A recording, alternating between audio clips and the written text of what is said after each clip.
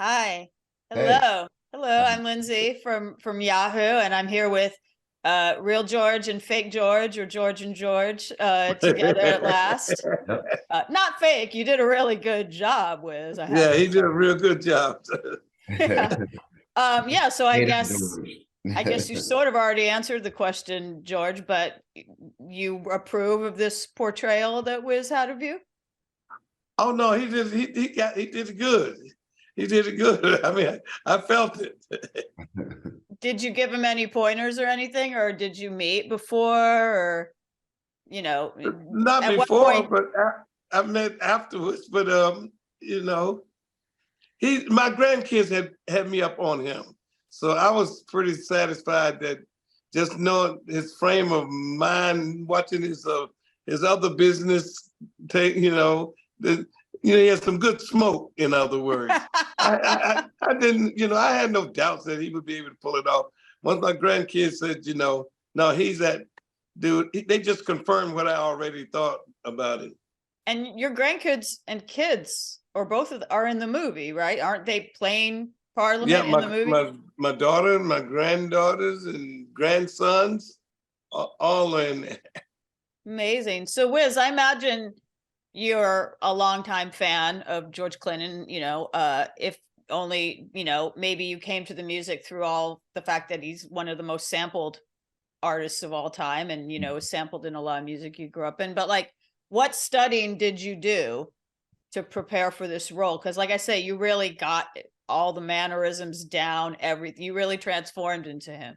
Right. I think the majority of the studying that I did was like older George footage, because for people of my age or just my generation, they remember, what he looks like at certain periods, but he had to work up to get to that point. You know what I mean? And that ultimate figure of George, I didn't want that just to be in my head, like, okay, I got to do this, I got to be this. I wanted to know what he looked like and moved like and acted like when he was younger. So I would look at pictures or look at interviews or documentaries and just things that would just give me more insight to who he really was, or what he looked like behind the glasses, and just outfits that he would wear, just so when we go to do the costume, they give you options and it's like, all right, this is what he would really wear. Like, let's narrow it down so he's happy. And just being able to go through that process and be confident with that before getting on set, and then to actually get there on set and meet his grandkids and his kids, and them to be really, really happy and like kind of just blown away by how we were able to nail everything just with his aesthetic. And then, with my lines and me delivering my part, it's not so much trying to be him, but just to bring his energy and just do the things that he would do at the time. And they were telling me I nailed it, and he's seen it and he was like, yo, super excited, and was like, damn, I thought I put one of those lines in there or something. You know what I mean? Like, I thought it came off so what he would do at the time. The timing of it is so good. And that was really a goal of mine, to just bring that energy. Were you nervous at all? Because as we've established now, you didn't get any pointers or meet him personally before you did it. So at some point he was going to see this. Were you worried about like, oh, I hope I got this right? What's he going to think of it? I was definitely a little shook, like, because this is a legend. This is somebody that I look up to. So naturally I want to, do right by him. So George, I have to ask you, I always, we know that biopics tend to sometimes take liberties, or, sometimes, with the truth or whatever. And, speaking of aesthetics, I want to ask you about the accuracy of certain things about you in this film. So did you really ask Neil Bogart to build you a $1 million spaceship at a pool party? Did you really do that? Oh, that was definitely probably the most accurate of all, because I knew Neil to be a hypesman, to be a promotion man.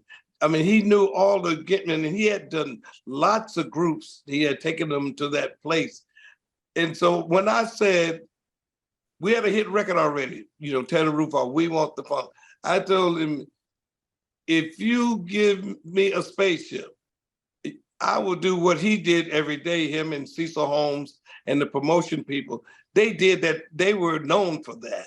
So I just made his job easier. I said, give me a spaceship. We already had the hit record.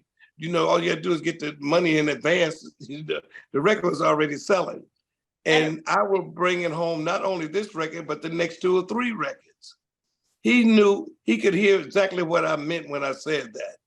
He knew I was looking at it the same way Phil Spector looked at his records when they came out, or the Beatles looked at their records when they had that big budget. They knew what to do with.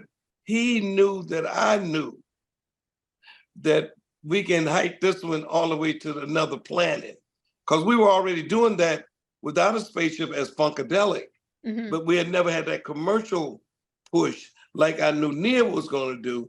So I would just say, do what you do best, and I'll do what I know that'll work. And that, yeah, I did. It was $1 million. It was $1 million. It was really $1 million. Yeah, that in the costuming, it really was. Money well spent, I guess. We bought Aerosmith whole back line. All of those amps, Aerosmith was just retiring. We bought their whole back line plus their roadies.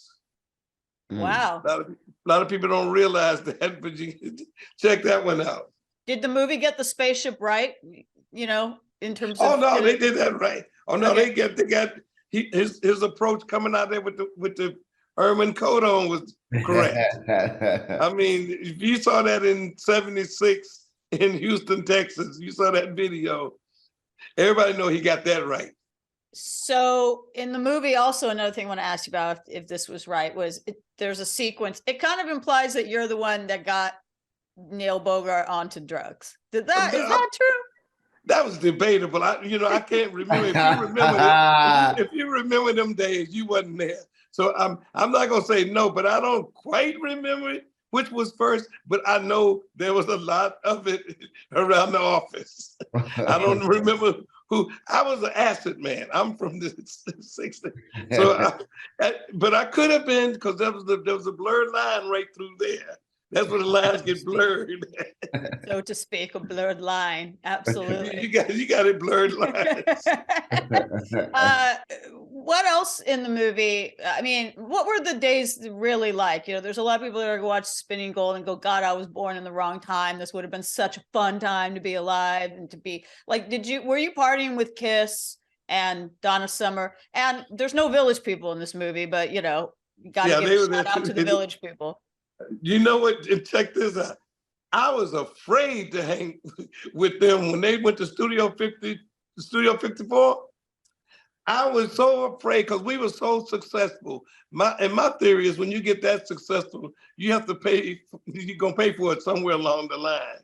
The downfall is gonna come when you have that much fun. You got to pay for it. They were having too much fun at Studio 54. I would not push it. The drugs was bad enough. But you cannot just have that much fun when you got that much money. That's a hard one. So I was scared to actually go to studio. Neil used to beg me to go with him. I'd go other places with him. Nah, when rich folks get decadent, they get decadent. That one scared me. And of course, Kiss had their own thing. There was a whole another thing. It didn't happen till after the fact. Once they built it up and they got their fan club. So we were totally different. Donna Summers, her whole thing was beautiful, but like I said, that got scary. It was so successful. That was scary. So I've actually interviewed you before, if you remember, George, when you were on The Masked Singer. I think it's funny because you both were on The Masked Singer, and actually, Wiz, your outfit on The Masked Singer was kind of Parliament Funkadelic-esque. It was kind of bootsy. It was kind of a bootsy outfit. Yeah, for sure. The platform, the jumpsuit and all that. So, George, I thought he should be bootsy anyway. So, George, when I interviewed you at that time, you mentioned that there was a possible George Clinton biopic in the works, and that possibly Eddie Murphy was in talks to play you. Is that still happening? That's still happening. I just got to write it the other day. Really? What can you tell me about that? And can you get a role for Wiz? I don't think I can talk about it yet, but I can say it. Yeah, but it's definitely still happening. Amazing. Wiz, do you think you could be a part of that? You could take this. Yeah, I'm gonna be in there somewhere. You gotta be. You gotta be. Like I say, you come on to play bootsy. Exactly. Double back around. Well, I'd absolutely love to see that because, Spinning Gold covers so many things and so many artists that, we only got a really small piece of your story. So I definitely hope you don't have a timeline or anything for that, like when we might see that, like next year. No, or I anything don't. like that. No. No worries. Back to Spinning Gold. Like tell me what maybe didn't make the movie that you would have liked to have seen because you were there, George. What? Oh my God. I I mean that's hard to say because I know so much about Neil. There's been a lot more that I would have liked to see that I know that he did because they wrapped us up pretty good, us, Kiss, and Donna. But his story from Buddha was phenomenal, with Gladys, the Isley Brothers, Curtis Yeah. Mayfield, Kurt Tom, all of that was part of Buddha. And Right. he had a huge story at Buddha and before that he did what they call bubblegum groups. Mhm. He did a million of them that I thought they would do a lot more of that because that was a lot of the pop hits. But I guess this was his finale. Once he did Casablanca, that was like the finale. He finally reached where he was trying to go. And he and I finally got together because we had been trying to do that for a few years prior to that. So I think they got good what they did of us, but a lot of his story, I was a fan of his. Yeah, you guys like went way back. At what point did you guys first connect? When probably about 67, 66, right around in there when he was doing the Buddha thing. And Cecil Holmes and I, we went back to 59 and 60. That was his partner, Cecil Holmes, did all of the R&B groups, the Gladys and the Isley Brothers and all that. He and I went back to like 59. Mm-hmm. So we knew each other. And Neil, he was Cameo Parkway, from Brooklyn down to Philly. So we knew him as a promotion man, hype man in the city. You knew everybody's business. That was the thing. If you worked in the Brill Building as a songwriter, you knew everybody's business. That was the game. You had to read Cashbox and the Billboard. And I did. I was a student of that. So I knew Neil and them through that era, way back. So that request for the $1 million spaceship was you were working on that you were working up to that. We almost got. Go ahead. We almost got together with Holland Dozier. Holland had a label after they left Motown. They had a label called Hot Wax that Neil was the distributor. We tried to get with him then, and he tried to get us from Holland Dozier, but they wanted us to be like Beatles, so they sent us to Capitol, and we was on Invictus. Why did that spaceship cost $1 million? Because that was $1 million in like 1973, like 74. 74. Do the math. 75, and that's like really. Millions now. But we got Jules Fisher off of Broadway. He was already doing, those big plays and things on Broadway. And Larry Legaspi did the costuming. They were doing costuming, for Broadway, but I had it out of real leather, real fur at first, that big fur coat. So it was definitely hype. I knew that if you spend money, look like money, it draws money. It all worked out, and like you had the great style that Wiz imitated so well. So my last question is for you, Wiz. Like we've established, you really got it right. But what was the hardest thing or the biggest challenge for you in playing George on screen? Walking down those steps and those platforms, and I was like, this man is bad.